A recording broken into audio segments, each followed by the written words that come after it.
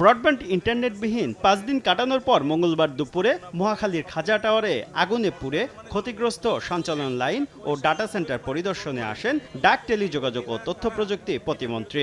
এ সময় তিনি জানান, ডিজিটাল বাংলাদেশে আবার কখন চালু হবে ইন্টারনেট তা জানতে অপেক্ষা করতে হবে আরও কয়েক ঘন্টা।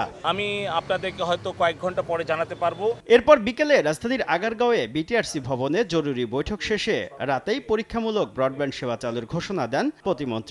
ব্যাংক পাড়া, আমাদের কূটনৈতিক পাড়া, আমাদের বাণিজ্যিক এলাকা এবং মিডিয়া এলাকা, অর্থাৎ যেই এলাকাতে বেশি প্রয়োজন। তারপরে আমরা প্রাধান্য দিচ্ছি প্রযুক্তি শিল্প, রপ্তানিমুখী শিল্প অর্থাৎ পোশাক শিল্প এবং পাশাপাশি আমাদের আউটসোর্সিং যে সেন্টারগুলো আছে যারা সফটওয়্যার ডেভেলপ করে, সার্ভিস এক্সপোর্ট করে, সেগুলোকে। চালু থাকবে মেইল সহ গুগলের অন্যান্য পরিষেবা। তবে ফেসবুক, টিকটক সহ সামাজিক যোগাযোগ মাধ্যম চালুর ব্যাপারে কোনো সিদ্ধান্ত হয়নি বলে জানান জুনায়েদ আহমেদ পলক। সামাজিক যোগাযোগ মাধ্যমের বিষয়টি এখন আমি নিশ্চিত বলতে পারছি না।